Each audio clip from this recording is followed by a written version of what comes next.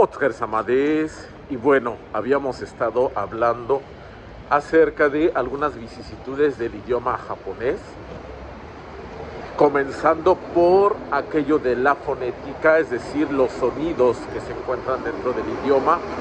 Y habíamos mencionado que pues para los hispanohablantes es relativamente más fácil adaptarse a la fonética y a la fonología japonesa, debido a que el número de consonantes y vocales pues eran prácticamente muy similares, además de que, salvo excepciones muy concretas, no había sonidos que no pudiéramos nosotros reproducir, y teniendo en cuenta únicamente dos características que sí no tenemos, que son las vocales largas y los sonidos de consonante doble.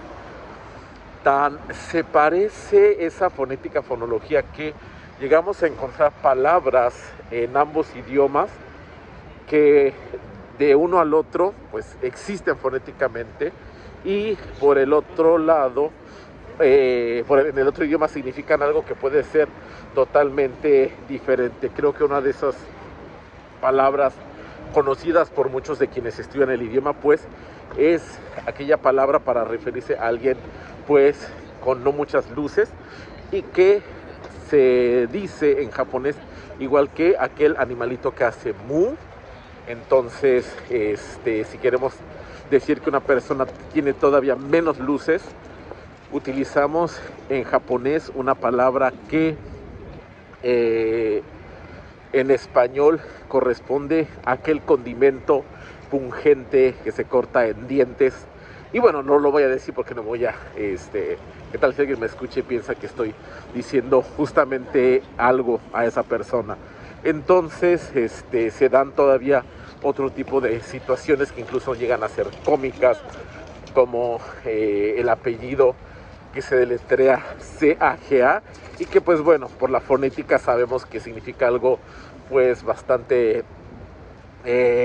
podríamos decir, escatológico en el idioma español. Entonces pues esa parte creo que queda clara. Por la fonética no va a haber mucho problema. Vamos entonces a la cuestión de la gramática, vocabulario, etcétera.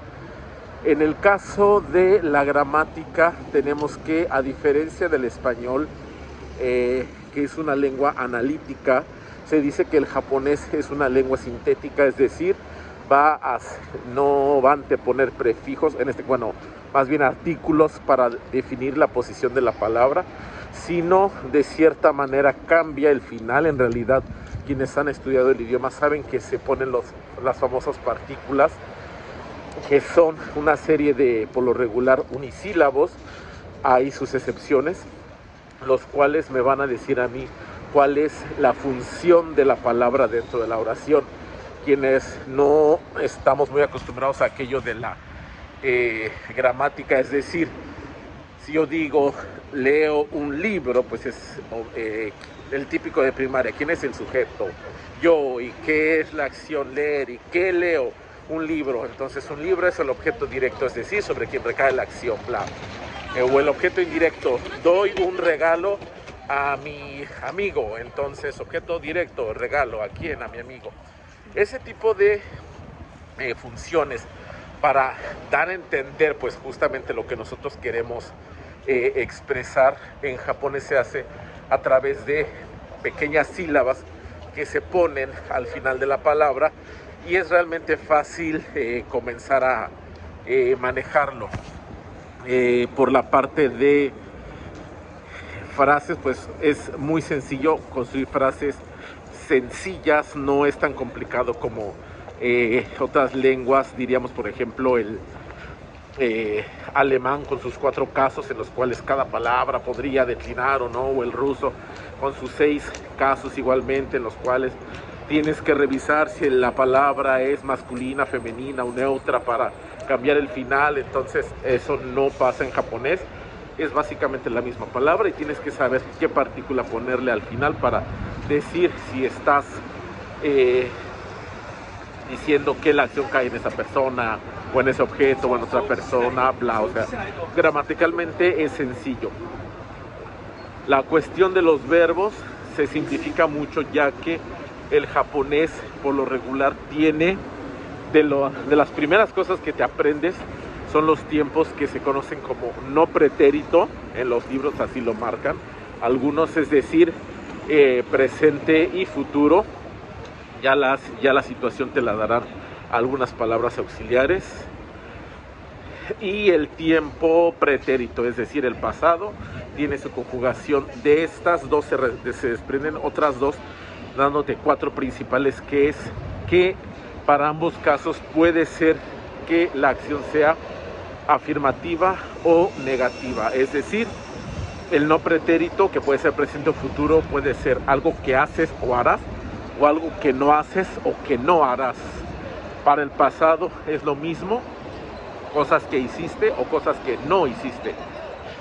Y únicamente cambian en ese aspecto, no cambian en función de la persona, como sí sucede en el idioma español, donde sabemos que tenemos que conjugar para todas y cada una de las personas prácticamente algo que a ellos les cuesta trabajo en un momento cuando aprenden español, el cómo, comes, y si es aprenderse las variaciones comes, come, comemos, coméis, comen, etcétera. Para ellos es muy complicado. Para ellos es nada más un solo verbo y listo, para todas las personas. ¿Qué puede ser complicado en la cuestión verbal? Pues bueno, las formas, por así decirlo, formales e informales. Regresando al verbo comer, tenemos la forma que, valga la redundancia, informal, que sería, por ejemplo, taberu, que es comer, pero tenemos la forma tabemas, que es una forma más educada de expresar la acción, pero aún así no cambia tanto. Entonces, en verbos tampoco es complicado. Lo que va a ser complicado en la gramática japonesa en un momento determinado, pues podría ser el uso del famoso lenguaje formal, el lenguaje honorífico. Pero hemos hablado que este lenguaje honorífico incluso para los japoneses es complicado, por lo cual pues no tiene que ser algo que nos asuste. Empezar a hacer frases en idioma japonés es relativamente sencillo. Puedes empezar con frases realmente de tema, verbo, tema, adjetivo. O sea, por ejemplo, hoy es cálido, yo atsui, o mañana hará frío, está samui. O sea, cosas realmente muy sencillas y con las que te puedes dar a entender.